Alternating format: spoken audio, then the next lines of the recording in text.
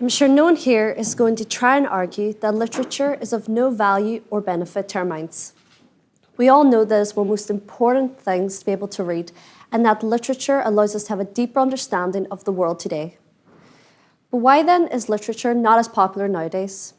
Why are young people not reading as much? My name is Emily Ross.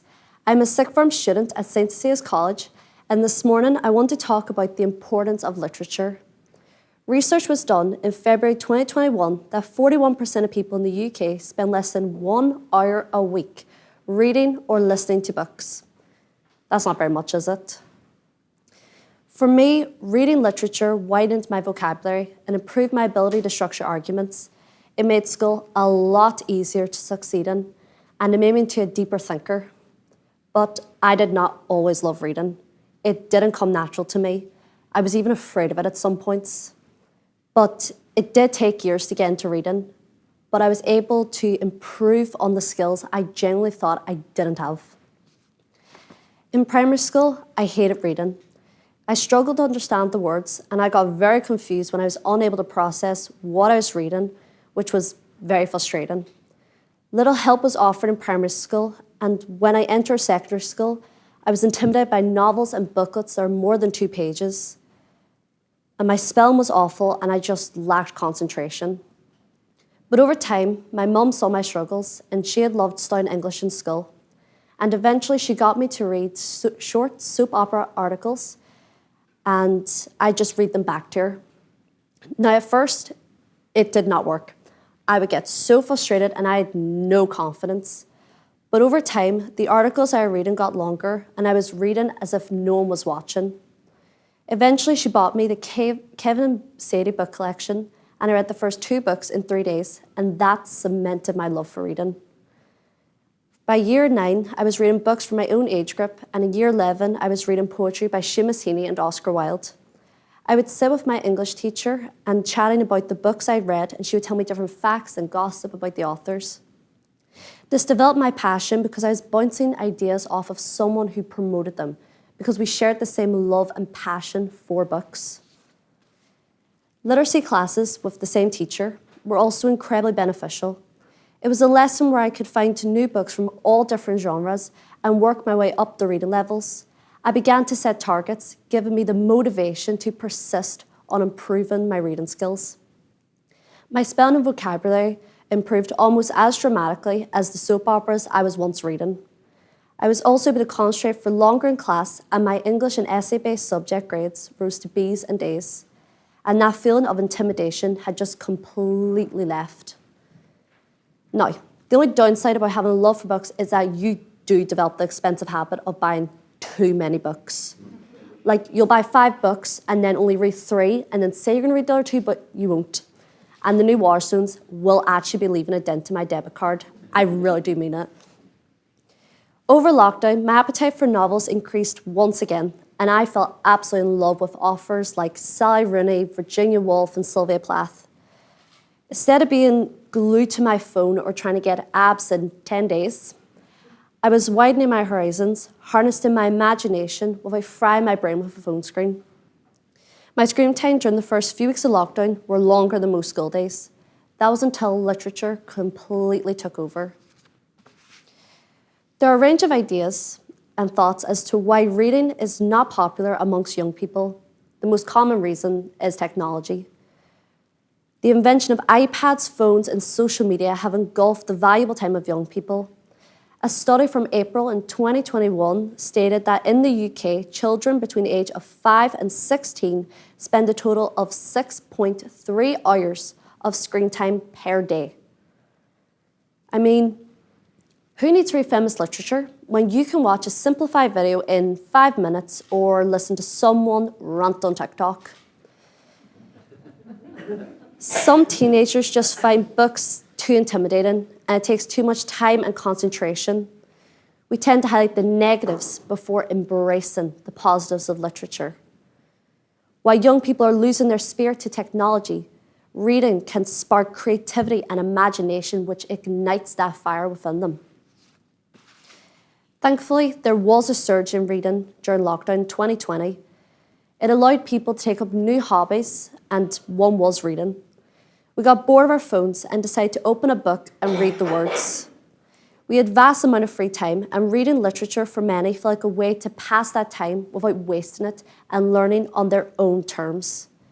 People started to appreciate the value of literature and how books from hundreds of years ago can still relate to modern society, as well as explore other cultures from around the world through the classics that came from different countries, whether that be Korean, African, Russian, and many, many more. People start to appreciate the benefits of literature, which they've been blind to for so long. I mean, even I, when I was younger, just held reading at such a low tier of importance. I just didn't see the value in it until I started to embrace it, and I saw how much it can offer you in the long run. And you can compare reading to any hobby, like football. You start off with baby steps, like kicking a ball or passing to other players. And over time, you start to build up your technique and your skill. Reading is the exact same. Only you start at an earlier age, and we usually just don't care about developing that ability to analyze and evaluate what you've read and what you can take away from it. Some do just see literature as words on a page clustered together.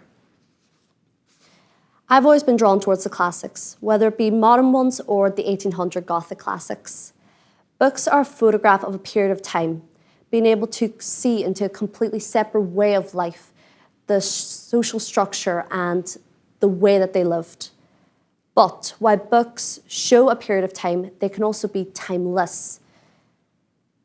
As I said before, books from hundreds of years ago explore and tackle topics like sexism, racism, the class system, and mental health, which all still affect today's world. You can see that directors are able to take a book and modernize it while still staying true to its original text. While books from hundreds of years ago still offer clarity to today's world, which for me is personally mind-blowing. So should we be taking advantage of those resources? Now, I know from being a young person that we have to deal with a lot of problems, one of which is mental health. That feeling of being overloaded with stress and obligations and that hopelessness for improvement. Shakespeare was able to capture these feelings and decant them into Hamlet 400 years ago. Sylvia Plath was able, before her suicide, to write a book about the struggles of women in the 1950s and discuss whether life is worth living if you can't see your own value in it. That was written 60 years ago. And like Hamlet, it's still relevant to the 21st century. You really can't find any form of literature which explores any topic that your imagination can produce. I read somewhere that you're never alone with a book. There are so many pieces of literature where you can emotionally relate to a character, which could sometimes offer us clarity on the situations that we are personally in. We're able to develop a human connection with a person that only lives in the pages of a book. I mean, it is amazing that me and another person can read the same book, exact same pages, but in my head, I will have a completely different picture of what I've read compared to you. I might love one character and hate another, while you might completely disagree. Whenever I read Virginia Woolf, I feel like she tackled the topic that you never have a conclusion to your problems or your situations you're in. We usually just outgrow them or they mutate into new challenges. Now, I might find that personally brilliant and genius, and you might not agree at all. One's not right and the other being wrong. It just sparks a conversation between the two responses. Persistence is key. To learn and develop any hobbies, you must be persistent, which is why it is so important to encourage children to start reading, especially as a parent. I can't stress the importance enough to open your children up to the world of fiction and non-fiction, poetry and essays. Even sitting and reading a book with your child before bed or reading books in front of them promotes literature to them. Parents are so influential. They have so much power, and this is a beneficial way to use that influence for the better, to promote reading. Reading with my mum and talking with my English teacher had so many benefits for me when I was 12, so they should work for children too. It is never too late to start reading books and to break through that intimidation we've all had one time or another. But persistence is key. Be persistent in developing an appetite for books, and be persistent in talking and promoting that appetite to the people around you, especially young people. Support libraries by taking out books and support bookshops by visiting them to ensure that those resources stay for the next generation. Thank you for listening, and hope I've encouraged you at home to start reading books and appreciate literature.